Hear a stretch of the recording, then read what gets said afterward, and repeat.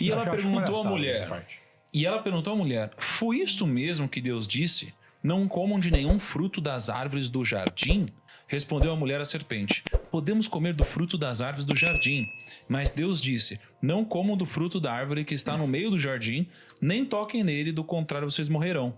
Disse a serpente à mulher, certamente não morrerão. Deus sabe que no dia em que dele comerem, seus olhos se abrirão e vocês, como Deus, serão conhecedores do bem e do mal.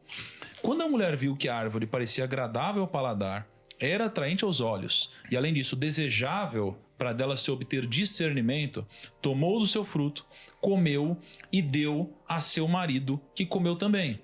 Os olhos dos dois se abriram e perceberam que estavam nus. Então juntaram folhas de figueira para cobrir-se.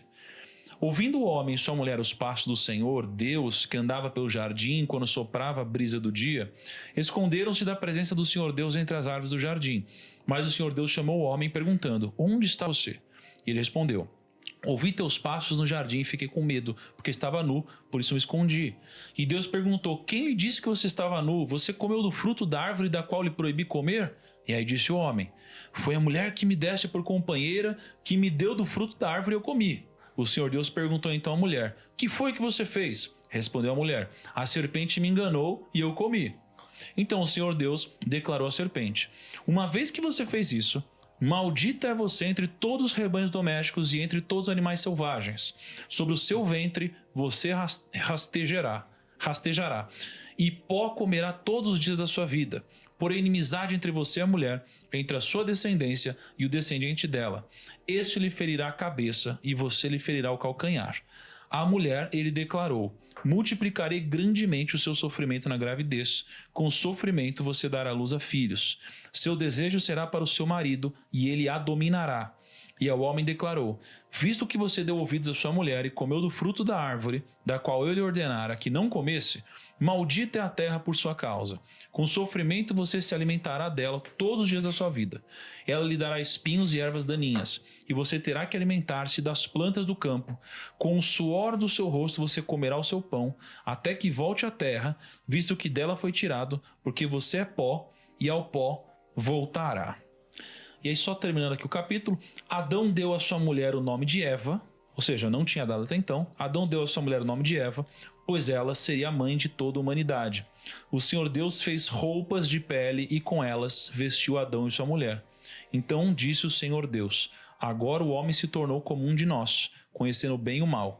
Não se deve, pois, permitir que ele tome também do fruto da árvore da vida e o coma e viva para sempre.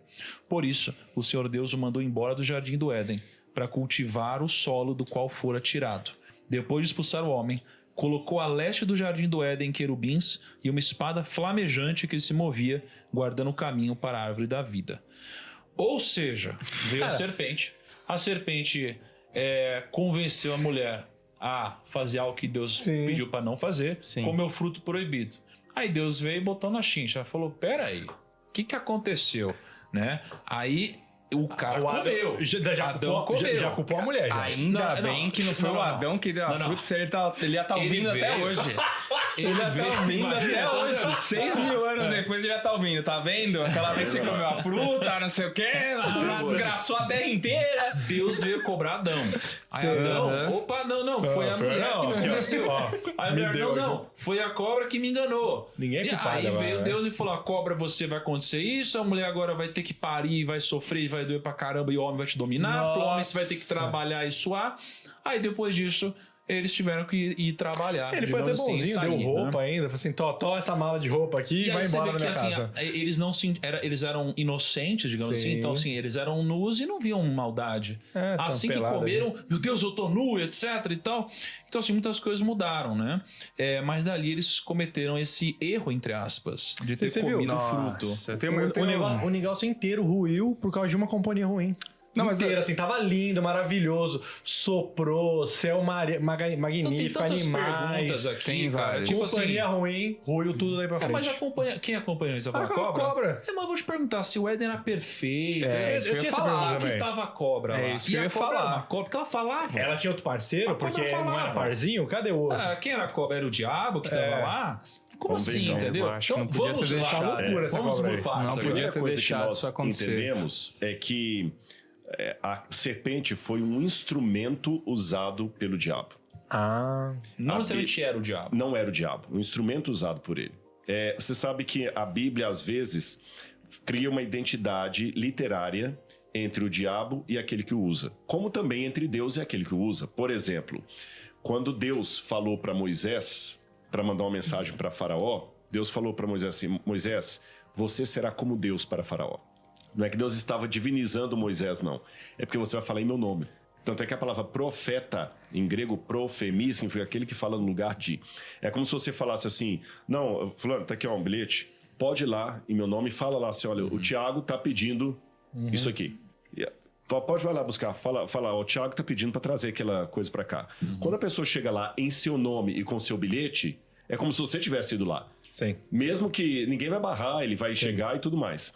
Então, quando Deus usa alguém, é como se fosse o próprio Deus falando. Quando o diabo também usa, é o próprio diabo falando. Tanto é que, na Bíblia, o rei de Tiro era usado por Satanás. E quando você lê a história da queda de Lúcifer no céu, mistura com a vida do próprio rei de Tiro.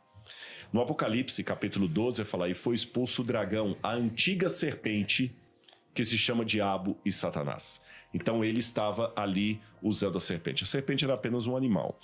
Existem alguns mas biólogos... ainda assim ela foi... usada. Achei que era um lugar seguro. Não, é que Deus dá uma punição para a serpente, punição. mesmo o diabo tendo usado ela. Eu vou chegar na questão da punição agora, que parece injusta. Poxa, o que a serpente tem a ver com isso? A terra e tudo mais. Vou chegar na questão da punição. Alguns biólogos acreditam que as serpentes no passado poderiam ser aladas. Você entendeu? Que talvez elas fossem aladas e tudo mais. E temos registros antigos sumerianos, mesopotâmicos, que a serpente era um animal alado e quadrúpede. Então parece que mesmo fora da Bíblia há uma ideia na descrição da humanidade da serpente que ela foi um animal que outrora voava e andava. Isso já explica que a partir de hoje você vai rastejar sobre o pó da terra e tudo mais. Eu imagino que deveria ser um animal lindo, maravilhoso. E Satanás deve ter pego esse animal ali e começou a falar com Eva através do animal, como se o animal fosse um meio entre ele e Eva. Aí a primeira coisa que me chama a atenção é o seguinte: quando no capítulo 2, versículo 25, eu estou sem lente aqui, versículo 25, fala assim: ora, o homem e a sua mulher estavam nus e não se envergonhavam. A palavra nus aqui é arum. Olha que interessante em grego, em hebraico, arum. Quando fala, o arumim, que seria o plural, quando fala que a serpente era astuta, é eirom. Eirom não parece com arum, foneticamente? Eirom significa astuto ou completamente pelado. Aí quando fala que Adão e Eva, depois de terem comido o fruto, se sentiram nus, aí é eirom. É outra palavra em hebraico. Entendi. Se eu traduzir assim de uma maneira clara, acho que vai ficar mais fácil você entender. É como se Deus falasse assim: Adão e Eva estavam nus e não se envergonhavam. Depois do pecado, eles se viram pelados. Nu e pelado parece que tem uma diferença. Você fala assim: o nu artístico, você imagina uma coisa. Pelado, você imagina outra coisa. Pelado traz uma ideia de vergonha. Ele ficou pelado. Você não fala assim, ele ficou nu em praça pública. Você fala, ficou nu é porque o cara quis ficar. Ele ficou pelado, parece que alguém tirou a roupa dele e ficou envergonhando ali. Então olha que diferença da nudez de Deus, que é a nudez da inocência, pro pelado do pecado. Esse é o primeiro ponto. Segundo, quando a serpente foi falar com Eva já tinha cometido alguns erros. Primeiro, que Deus falou com Adão e Eva que eles ficassem juntos. A mulher, de algum momento, separou do homem e foi sozinha. Aí eu fico imaginando, as entrelinhas da Bíblia me permitem essa imaginação. O que levou Eva àquela árvore lá? Não foi comer o fruto. Não foi comer o fruto. Porque ela não chegou lá de cara e já pegou o fruto e comeu. Ela ficou ali parada a ponto de abrir o diálogo com a serpente. Então a primeira coisa que a gente tem que tomar cuidado com as coisas erradas é: fuja do terreno da tentação. Não, e aí você tem o sentido do casal andar junto, né? O casal junto. Um dá força ao outro. Sim. Tava lá. Porque cada um tem a sua área de cada um tem a sua área e um apoia o outro. Tá, é bíblico isso. Ela foi sozinha. Olha que ela não foi com a intenção de comer a fruta. Senão ela já tinha chegado lá calada e pegado ela. Ela ficou ali demorando, tanto é que a serpente apareceu e começou a dialogar com ela. Eu imagino que no primeiro momento ela deve ter achado estranho aquela serpente falar. Serpente não fala. Mas a que ela falava Aí a serpente faz uma pergunta para ela de maneira trocada. Não é assim que disse Deus? De nenhuma árvore do jardim vocês podem comer? Foi isso que Deus disse. Olha o problema da falácia. A falácia é uma mentira que parece ser verdade. Pega uma coisa que você falou e muda só o tom. Sabe aquela história do Boccaccio que ele escreveu na parede assim: matar o rei não é pecado. Aí quando o rei foi lá procurar, ele falou: não foi isso que eu escrevi, matar o rei não é pecado. Eu falei: matar o rei não é pecado. Então, quer dizer, o tom que você coloca, uma vírgula que você tira, e hoje na era dos recortes, dos shorts, que as pessoas ficam pegando cortes, e às vezes de maneira... Não falando no corte que a gente faz aqui e coloca, não, tô falando aquele hater, que às vezes pega um corte de 2 horas, ele pega você falando uma coisa, olha que bobagem que o Lucão falou, olha que bobagem foi dita aqui, olha como é que um cara pode falar isso aqui, olha. Às vezes tá falando lá de uma coisa...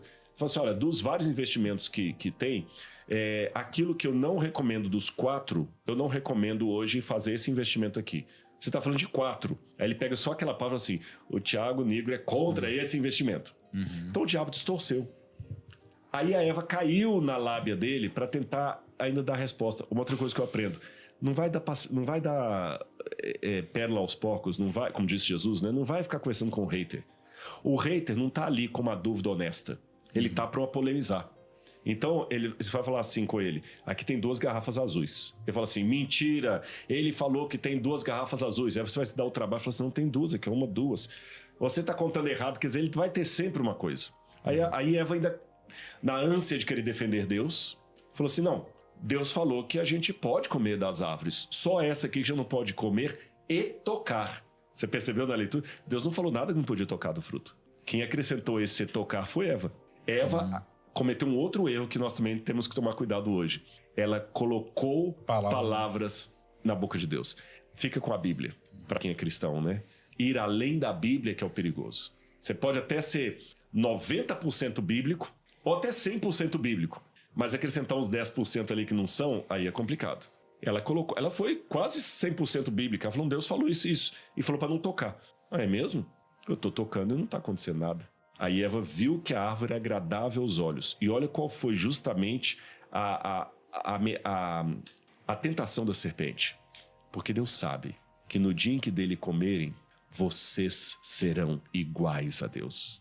Lembra que eu falei, quando até dei o exemplo do museu, que Deus, às vezes não, a maioria das vezes, ele dá mais do que a gente pede? O diabo vai na contramão disso. O diabo oferece para você o que você já tem. Pior, ele não só oferece o que você já tem, mas ele convence você a trocar o que você tem para algo que ele vai lhe dar de categoria inferior. O diabo chega para você e fala o seguinte: eu vou te dar um carro, só que você já tem um carro. Aí ele tira o carro que você tem e te dá um fusquinha, fundindo o motor. Eva já tinha sido criada à imagem e semelhança de Deus. Ela já tinha a semelhança do Criador nela. Ela e Adão já haviam sido criados para dominar a terra e dominar os animais e serem os representantes de Deus nesse mundo. Quer coisa melhor do que isso? Esse exemplo que você usou, às vezes, é até uma falsa ilusão de melhora das pessoas. Às vezes o cara cai numa tentação de uma proposta, ganha uma coisa melhor assim, só que o cara cai numa ilusão que o cara tem um Onix, um HB20, aí ele ganha um Porsche. Aí ele descobre que ele não consegue pagar o IPVA do Porsche, Exatamente. Ele não consegue arrumar o Porsche. É uma falsa ilusão de memória que ele é você fica pé. Isso tem tudo a ver com traição, tem tudo a ver com mudança de emprego, né? Você tá feliz, você tá bem, cara. Aí você fica... A pessoa te convence que você não tá bem. Muitas propagandas hoje, elas querem te convencer a cortar os pulsos porque você não tem aquela geladeira... Ultra, mega, power, diamante, blaster, né? Diamante, você tá entendendo? Que a outra é de outra cor. Você já tem uma geladeira em casa, tá muito bom. Pra quê? No mundo das finanças, muita gente dá com os burros na água por causa disso. Ele às vezes entrega tudo pra ter algo que ele já tem. Ela tinha sido criada à imagem e semelhança de Deus, gente. Ela tinha o domínio. Deus tinha atributos comunicáveis que ele passou pra ela. Como é que o diabo agora vai falar: vocês vão ser iguais a Deus? Ela pegou do fruto e comeu. Agora é interessante que Tiago fala na Bíblia que Eva foi enganada, Adão não. Isso é uma coisa interessante. Adão não foi enganado. Quando eu li isso no Novo Testamento, eu falei assim, peraí, mas... No Novo Testamento? Quer ver? Eu vou pegar aqui a passagem, vou ler para vocês aqui. Porque ele confiou na Eva, né? Ela foi enganada. Não, o ponto aqui não é que confiou, é que Cara, ele era o marido dela. E aí ela fez isso e ele... Uma só carne. Cara, foi junto, entendeu? Sabe, tipo assim, às vezes sua esposa faz um negócio que você não concorda, mas você fala, caraca... Já fez, já, né? Cara, vou apoiar minha esposa, sabe? Mesmo às vezes você não concordando. Na verdade é Timóteo, perdão. 1 Timóteo capítulo 2, versículos 13 e 14. 1 Timóteo capítulo 2, versículos 13 e 14. 2, 13 e 14. Vamos ver aqui. Então, só corrigindo, não é Tiago, é Paulo em Timóteo. Ele fala o seguinte, olha. Porque primeiro foi formado Adão, depois Eva. E Adão não foi iludido, mas a mulher, sendo enganada, caiu em transgressão. Caramba, cara. Agora que vocês veem o grande problema. Se Adão não foi iludido, porque Eva ainda podia falar, poxa, mas ela foi enganada, Deus podia ter uma misericórdia dela. Mas Adão comeu do fruto consciente do que ele estava fazendo. Aí, a partir disso, a pergunta que eu volto para o Gênesis é, por que ele comeu do fruto? Raciocina comigo. Quando ela comeu do fruto proibido, automaticamente ela deve ter sentido a sensação de nudez, de pelada, que eu falei, de vazio, de ausência de Deus, de angústia, tudo aquilo que ela nunca nem imaginava o que era, ela começou a sentir como fruto da transgressão. E Adão não. Adão percebeu. Será que ele comeu por amor? Bingo. Porque ela ia ser expulsa, ela sofrer e tipo assim, cara, não posso abandoná-la nesse momento, né? Eu prefiro amargar a consequência com ela a perdê-la. E aqui vem uma outra lição de relacionamento muito forte. Por mais lindo, por mais aplaudível que seja o casamento, nem ele pode estar acima de Deus na nossa vida. Nem a relação pai e filho. Qualquer coisa ou pessoa que nós coloquemos acima de Deus vai dar problema para nós. Até as virtudes. Se eu colocar a igreja acima de Deus, eu estou em pecado. Se eu colocar a minha esposa acima de Deus, eu estou em pecado. Se eu colocar meu filho, eu estou em pecado. Se eu colocar meus pais, eu estou em pecado. E Adão, o que ele fez? Na hora que ele falou assim, eu prefiro pecar contra Deus a perdê-la, ele colocou Eva acima de Deus. E a consequência imediata já veio. Que logo depois de ter feito isso, e aí é um outro problema, quando você coloca coisa acima de Deus, as suas decisões se tornam efêmeras. Elas não se sustentam. Tanto é que depois de ter feito isso, a primeira coisa que ele fez foi acusá-la. Ele não assumiu perante Deus, Senhor, eu comi do fruto que eu não queria perder minha mulher. A mulher que o Senhor me deu, ela me entregou do fruto. Foi ela aqui, ó. Ou seja, todas as virtudes só têm valor se concebidas em Deus.